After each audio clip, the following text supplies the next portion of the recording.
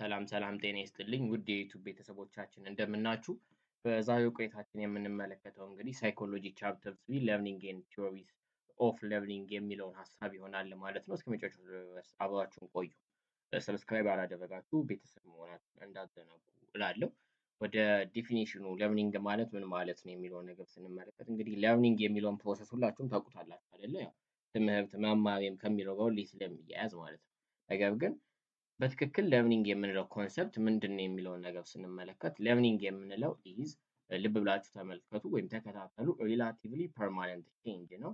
ኢን ዋት ስንል ኢን ቢሄቪየር ኦከሪንግ አስ ኤ ሪዛልት ኦፍ ኤክስፒሪየንስ ኤንድ ዋት ፕራክቲስ ኦር ፕራክቲስ ይለናል ማለት ነው።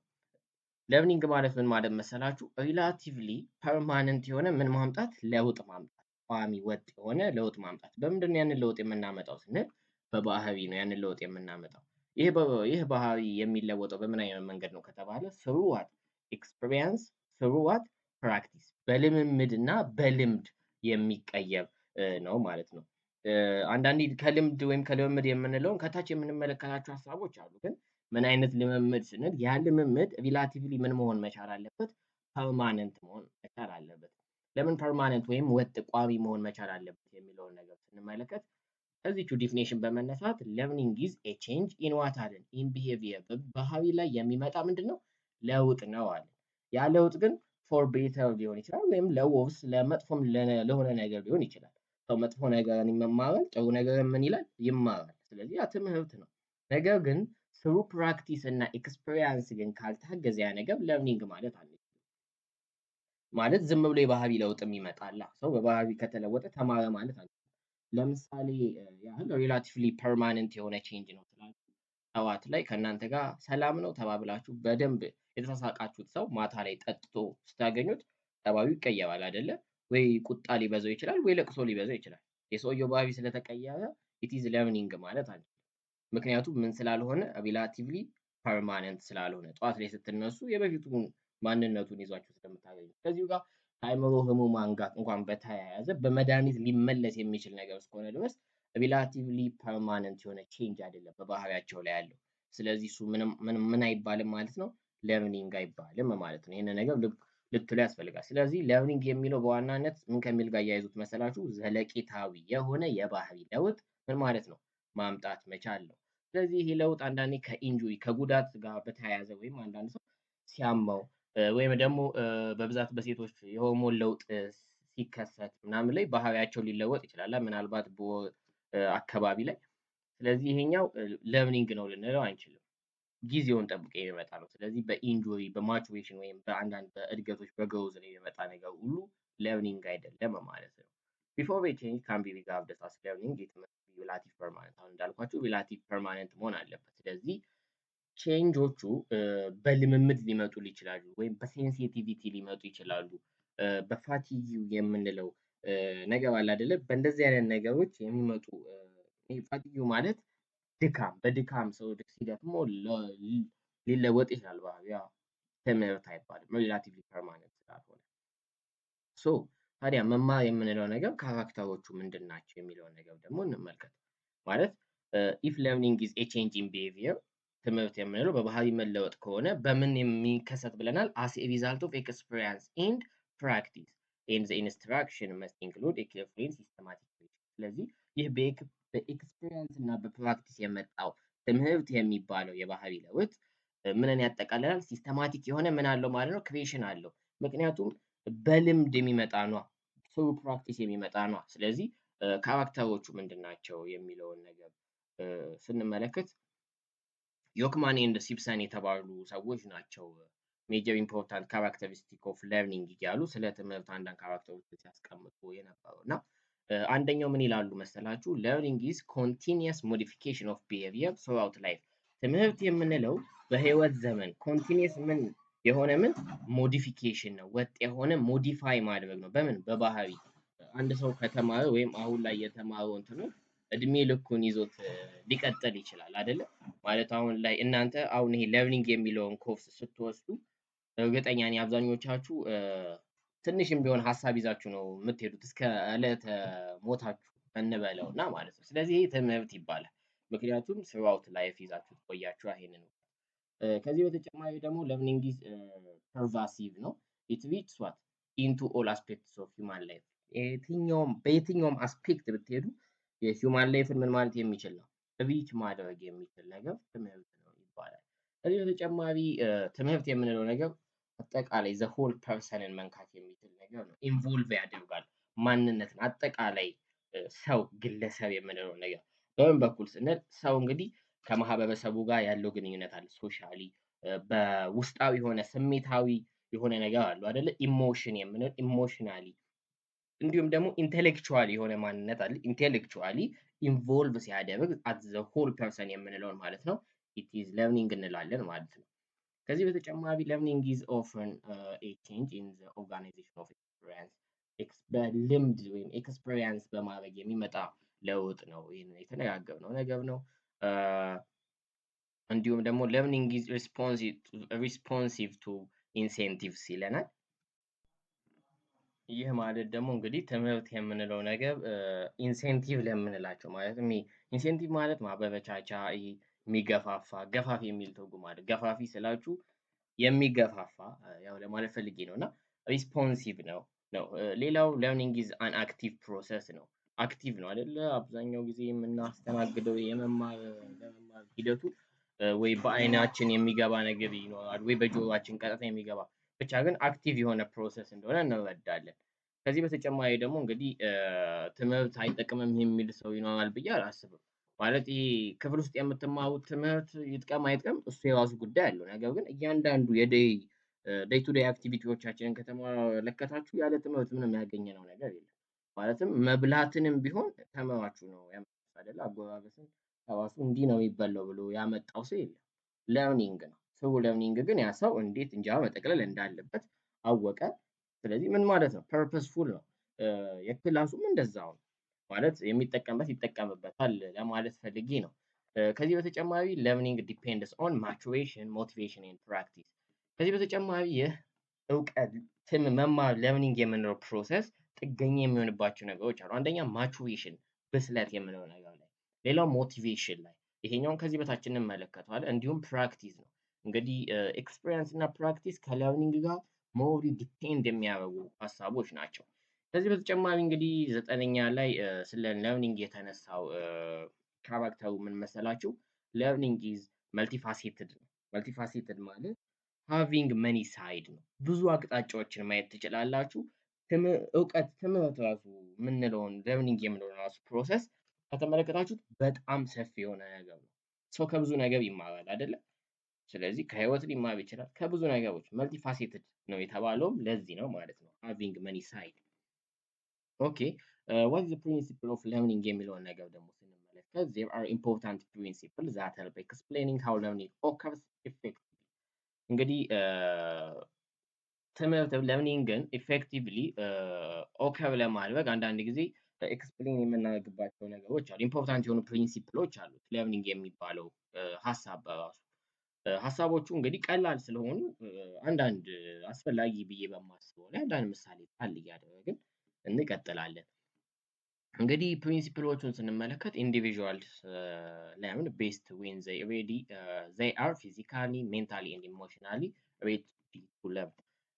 እንግዲህ ኢንዲቪዥዋሎች ወይም እናንተ ራሳችሁን ውሰዱ። ኢንዲቪዥዋልስ የሚለው አንዳንድ ሰዎች ነው አይደለ? ራሳችሁ ክፍል ውስጥ ገብታችሁ አንዳንድ ጊዜ ደስ የሚላችሁ ትምህርት አለ አይደለ? ማለት ደስ ብሏችሁ አንዳንዴ ትማራላችሁ፣ አንዳንዴ ያስጠላችኋል፣ ወይም ስታጠኑም ሊሆን ይችላል። ስታጠኑ እንደውም በደንብ መውሰድ ትችላላችሁ። አንዳንድ ቀን በደንብ ታጠኑና ሌላኛው ቀን ጭራሽ አይጠናላችሁ። ይህ ማለት ምን ማለት ነው? ወይ ኢሞሽናሊ ወይ ሜንታሊ ወይ ፊዚካሊ ዝግጁ አይደላችሁ ማለት ነው። ለምሳሌ ስትፈጉ ውላችሁ ቀን ሙሉ ስትማሩ ውላችሁ ማታ ላይ ለማጠን ሊቸገራችሁ ይችላል። ወይም ደግሞ ፊዚካሊ ራሳችሁን አድክማችሁ ማታ ላይ ስታጠኑ እምቢ ሊላችሁ ይችላል። ስለዚህ ሜንታሊ፣ ኢሞሽናሊ እና ፊዚካሊ ሬዲ መሆን መቻል አለባችሁ ማለት ነው። የመጀመሪያው ነገሩ ስለ ለርኒንግ ይሄኛው ነው። ሌላው ስቱደንትስ ለርን ቤስድ ኤንድ ሪቴን ኢንፎርሜሽን ሎንገር ዌን ዘይ ሃቭ ሚኒንግፉል ፕራክቲስ ኤንድ ኤክሰርሳይዝ ይላል ማለት ነው።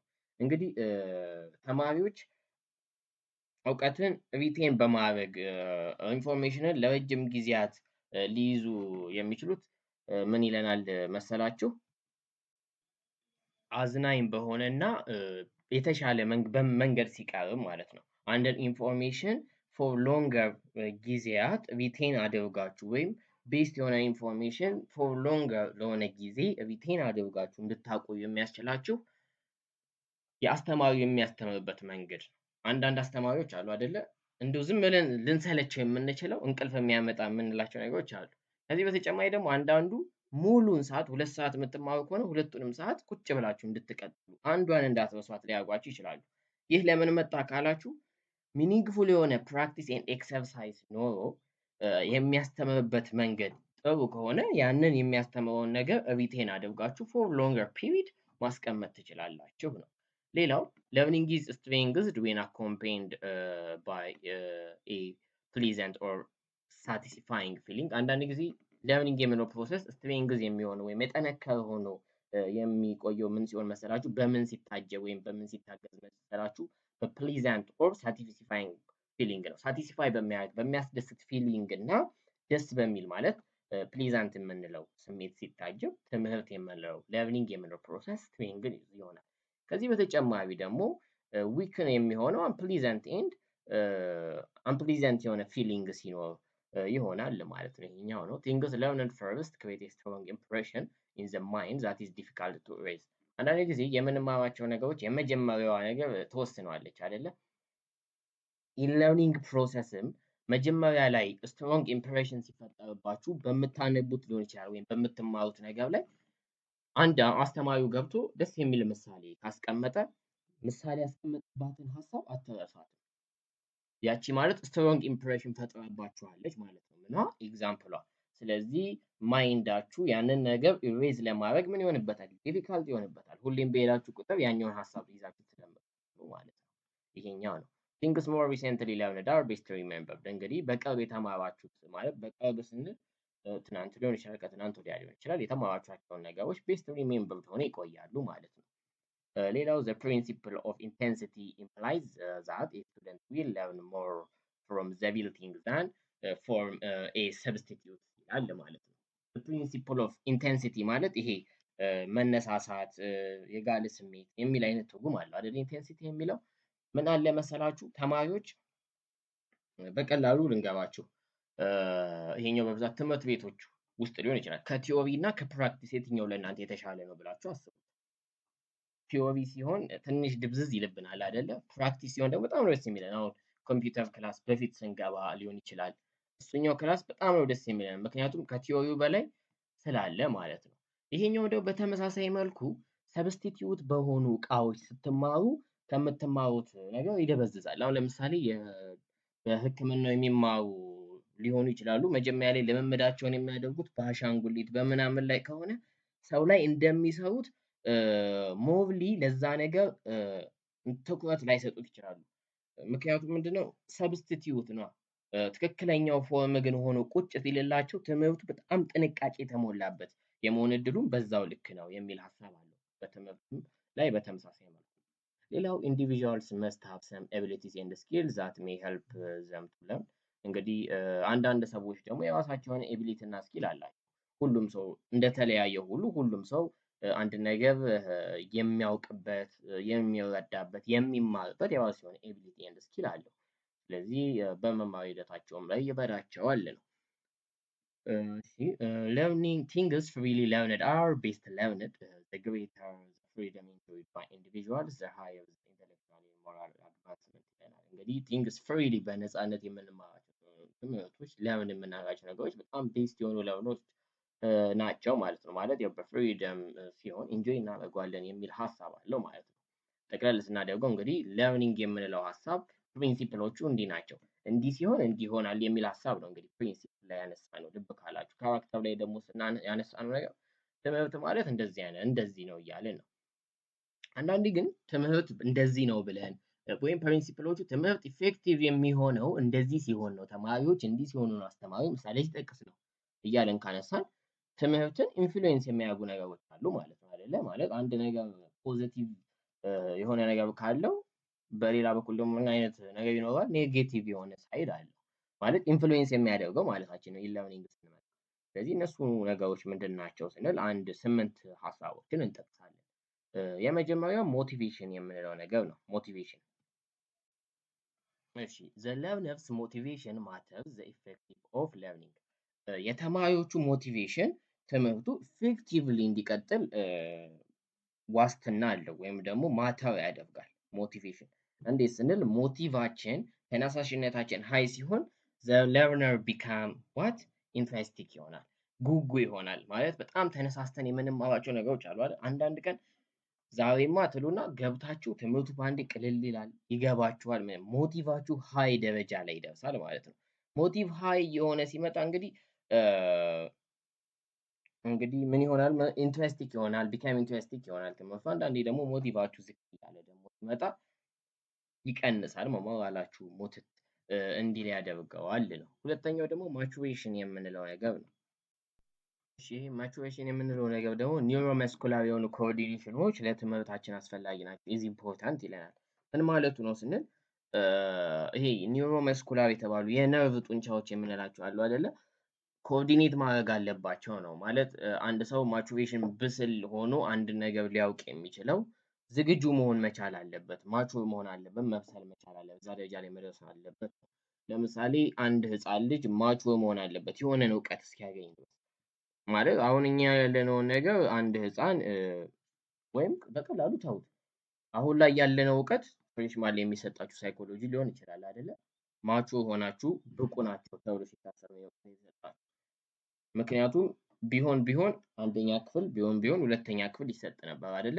ወይም ደግሞ ከሶስተኛ ክፍል አራተኛ ክፍል ጀምሮ ህብረተሰብን እየተማርን መተናል። ህብረተሰብ ሳይሆን ሲቪክስ ስነ ዜጋ ማለት ነው። በየዓመቱ ተመሳሳይ ርዕስ አለው። ነገር ግን ዘንድሮ የተማርነውን በሚመጣው ዓመት ስንደግመው ሀሳቡ ምን እያለ ይመጣል? እያደገ ይመጣል። ስለዚህ እኛም ማቹሬሽን ምን እያለ ስለመጣ ነው? እያደገ መጣ። የሚሰጠንም ትምህርት በዛው ልክ ምን እያለ መጣ? እያደገ መጣ። ስለዚህ ማቹሬሽን የምንለው ነገር አንድን ነገር ለመማር ብስል መሆን መቻል አለብን። ወይም ኒውሮመስኩላር የሆነ ኮኦርዲኔሽናችን ምን መሆን አለበት? ኢምፖርታንት ስለሆነ በደንብ ኮኦርዲኔት ማድረግ መቻል አለበት ነው። ሶስተኛው ሄልዝ ኮንዲሽን ኦፍ ዘ ለርነር። አንዳንዴ የተማሪው የጤና ሁኔታ ኢፌክት ሊያደርግ ይችላል፣ ወይም በትምህርት አሰጣጡ ላይ ኢንፍሉዌንስ ሊያደርግበት ይችላል።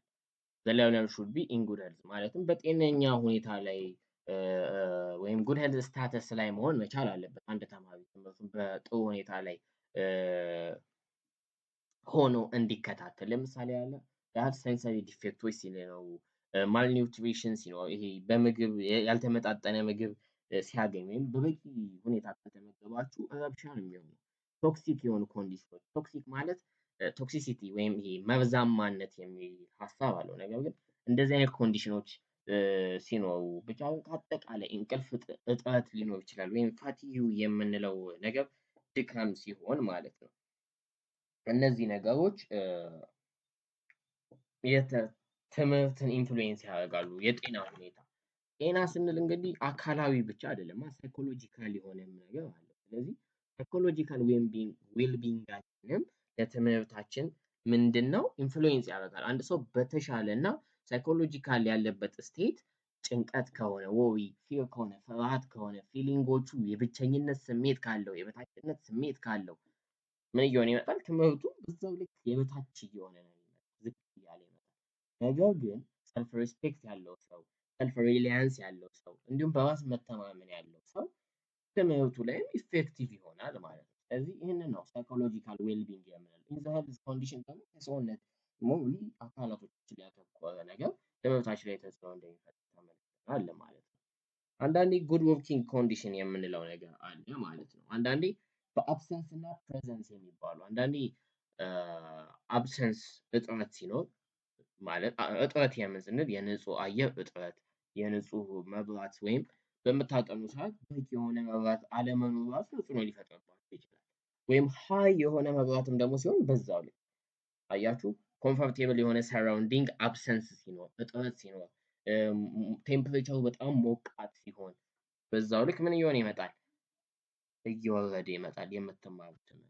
ፕሬዘንስ ላይ ደግሞ ንጹህ አየር ሲኖር፣ የተስተካከለ ፕሬዘንስ ትክክለኛ የሆነ የመብራት አይነት ሲኖር፣ ወይም ደግሞ የምትቀመጡበት አካባቢ ሊሆን ይችላል ኮምፎርቴብል ሲሆን፣ ጉድ ወርኪንግ ኮንዲሽን የምንለው የኛው ትምህርታችሁ ላይም በዛው ልክ ምን እያለ ይመጣል? እድገት እየተጨመረ ኢፌክቲቭ እየሆነ ለርኒንግ ፕሮሰሱ ይመጣል ማለት። ስለዚህ ጉድ ወርኪንግ ኮንዲሽን ዲተርማይን ያደርገዋል ለርኒንግ።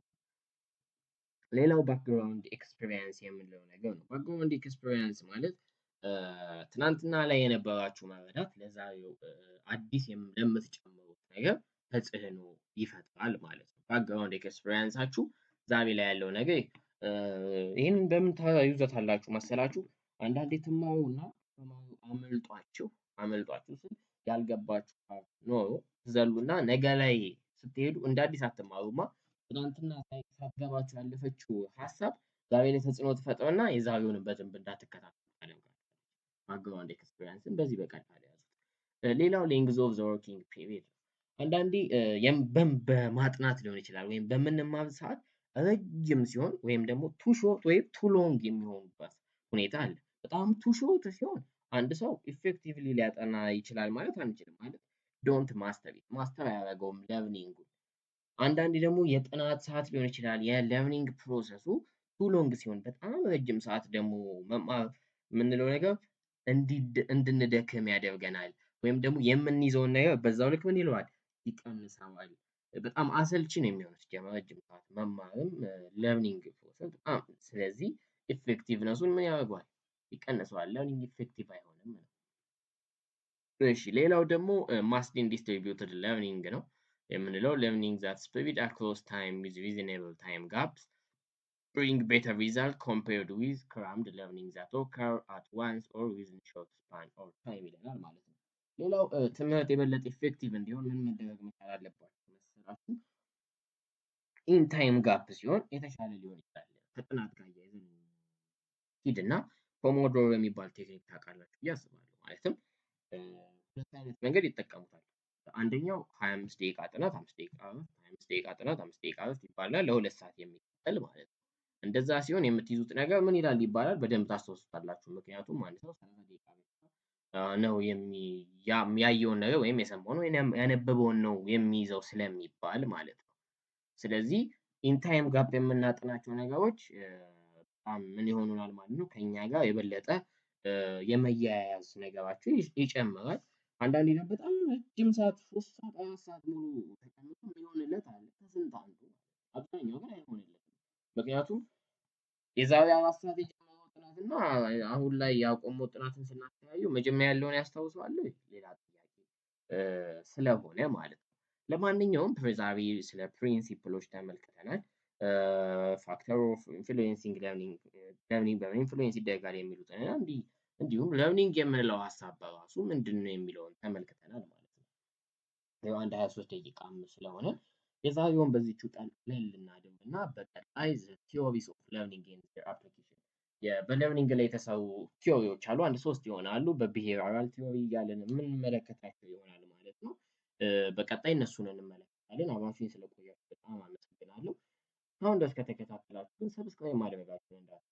እኛም እንደምንሰራው ሁሉ እናንተም የምታግዙንም የምንበረታው በዛ ነው።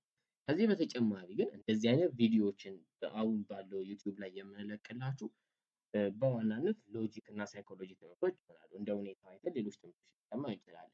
ነገር ግን ለናቹራልም ለሶሻልም ሁሉንም ትምህርቶች መከታተልና መማር ከፈለጋችሁ ከዚህ በተጨማሪም ደግሞ ሾርት ኖቶችን ማግኘት ከፈለጋችሁ የተውጣጡ ሾርት ኖቶች፣ ፓወርፖይንቶች ለሾርት ኖቱ በአማርኛ በእንግሊዝኛም የተተነተነ በአውዲዮ ትምህርቶችን መማር ከፈለጋችሁ በፈለጋችሁ መልኩ ማለት ነው። ይህን ቪዲዮ ስታዩ ምናልባት ጊዜያችሁ ጠቦ ሊሆን ይችላል። በአውዲዮ ግን ሲሆን የተጓዛችሁ ብቻ ግን ሁሉም ነገር በተሟላ መልኩ ለብቻ ቲቶር ታይም በሚባል ክላስ ውስጥ ትምህርት እንሰጣለን ማለት ነው በቴሌግራም። ስለዚህ እዛ ውስጥ ገብታችሁ ትምህርታችሁ መከታተል ትችላላችሁ ማለት ነው ተመዝግባችሁ። ሊንኩን ከዲስክሪፕሽን ላይ አስቀምጣላችኋለሁ። በቦቱ በኩል ገብታችሁ ጥያቄ ካላችሁ በእኛን በግል አግኝታችሁ መጠየቅ ትችላላችሁ ማለት ነው። የነበረን ቆይታ በዚህ እናጠቃልልና ቻው ቻው።